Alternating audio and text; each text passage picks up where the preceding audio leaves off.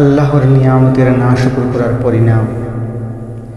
বুখারী শরীফের হাদিসে আছে, হযরত রাসূলুল্লাহ সাল্লাল্লাহু আলাইহি ওয়াসাল্লাম বলিয়াছেন, ধনী ইসরায়েলি গোত্রে 3 জন লোক ছিল ভিন্ন রোগে আক্রান্ত। তন্মধ্যে একজন ছিল কুষ্ঠরোগাক্রান্ত, দ্বিতীয়জন মাথায় টাক পড়া, তৃতীয়জন অন্ধ। নতুন শ্রোতা হলে চ্যানেলটি সাবস্ক্রাইব করে নেবেন। আল্লাহ তাআলা এই 3 জনকে পরীক্ষা করতে ইচ্ছা করিলেন। তিনি একজন ফেরেশতা পাঠাইলেন। ফেরেশতা প্রথমে কুষ্ঠরোগাক্রান্ত লোকটির নিকট গিয়া বলিলেন, তুমি কি চাও? লোকটি উত্তর করিল, আমি আল্লাহর কাছে চাই যে আমার এই কুৎসিত ব্যাধি নিরাময় হোক। আমার দেহের চর্ম নূতন রূপ ধারণ করিয়া সুন্দর হোক, যেন আমি লোক সমাজে যাইতে পারি, লোকে আমাকে ঘৃণা না করে। ফেরেশতা তাহার শরীরে হাত বুলাইয়া দিয়া দোয়া করিলেন। মুহূর্তের মধ্যে তাহার রোগ নিরাময় হইয়া গেল, সর্বশরীর নতুন রূপ ধারণ করিল। অতঃপর আল্লাহর ফেরেশতা তাহাকে জিজ্ঞাসা করিলেন, তুমি কি পাইতে চাও? লোকটি বলিল, আমি উট পাইলে সন্তুষ্ট হই। ফেরেশতা তাহাকে একটি গর্ভবতী উটনী আনিয়া দিলেন এবং আল্লাহর দরবারে বরকতের জন্য দোয়া করিলেন। তারপর ফেরেশতা টাক পড়া লোকটির নিকট গিয়া বলিলেন, তুমি কোন জিনিস পছন্দ করো? লোকটি বলিল, আমার মাথার ব্যাধি নিরাময় হোক, যে কারণে লোক আমাকে ঘৃণা করে। আল্লাহর ফেরেশতা তাহার মাথায় হাত বুলাইয়া দিলেন এবং দোয়া করিলেন। সঙ্গে সঙ্গে তাহার মাথার ব্যাধি ভালো হইয়া গেল, নতুন চুল গজাইয়া নতুন রূপ ধারণ করিল। তখন ফেরেশতা জিজ্ঞেস করিলেন, কোন প্রকারের মাল তুমি পাইতে চাও? সে বলিল, আল্লাহ যদি আমাকে একটি গরু দান করেন তবে আমি খুব সন্তুষ্ট হই। ফেরেশতা একটি গর্ভবতী গাভী আনিয়া দিলেন এবং বরকতের জন্য দোয়া করিলেন। সর্বশেষ ফেরেশতা অন্ধ লোকটির নিকট গমন করিয়া তাহাকে জিজ্ঞাসা করিলেন, তুমি কি চাও? লোকটি বলিল, আল্লাহ তাআলা আমার চোখের দৃষ্টি ফিরাইয়া দিন, যেন আমি আল্লাহর দুনিয়া দেখিতে পাই, ইহাই আমার আরজু। আল্লাহ তাআলার ফেরেশতা তাহার চোখের উপর হাত বুলাইয়া দিলেন এবং দোয়া করিলেন। সঙ্গে সঙ্গে তাহার চোখ ভালো হইয়া গেল, সে দৃষ্টিশক্তি ফিরিয়া পাইল। অতঃপর ফেরেশতা জিজ্ঞাসা করিলেন, আচ্ছা বলো তো, কোন মাল তুমি পছন্দ করো? অন্ধ বলিল, আল্লাহ যদি আমাকে একটি বকরি দান করেন আমি খুব খুশি হইব। ফেরেশতা তৎক্ষণাৎ একটি গাভীন বকরি আনিয়া দিলেন এবং বরকতের জন্য দোয়া করিলেন।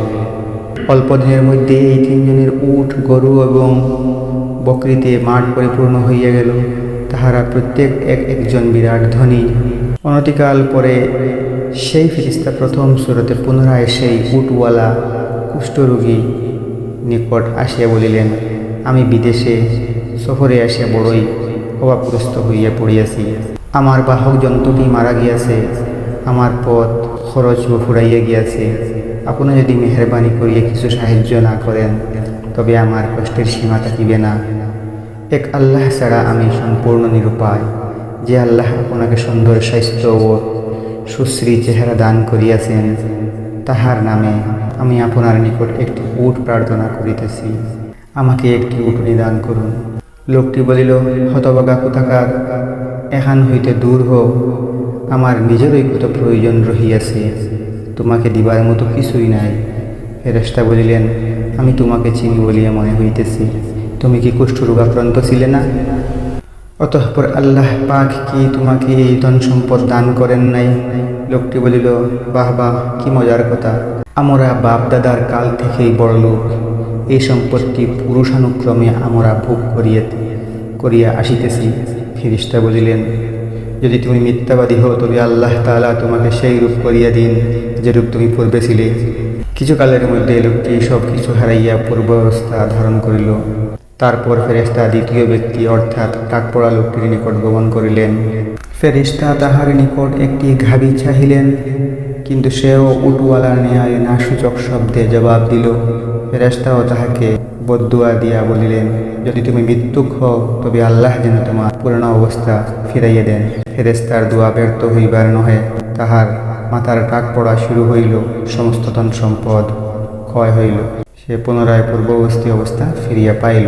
তারপর ফেরেশতা অন্ধ ব্যক্তির নিকট গমন করিয়া বলিলেন, বাবা, আমি মুসাফির, বড়ই বিপদগ্রস্ত হইয়া পড়িয়াছি, আমার টাকা পয়সা কিছুই নাই, আপনি সহানুভূতি ও সাহায্য না করিলে আমার কোনো উপায় নাই। যে আল্লাহ তাআলা আপনাকে এক বিরাট সম্পত্তির মালিক করিয়া দিয়েছেন, তাহার নামে আমাকে একটি বকরি দান করুন। লোকটি বলিল, নিশ্চয় আমি অন্ধ, দরিদ্র ও নিঃস্ব ছিলাম। আমি আমার অতীতের কথা মোটেই ভুলি নাই। আল্লাহ তাআলা শুধু নিজ রহমতে আমার দৃষ্টিশক্তি ফিরাইয়া দিয়েছেন।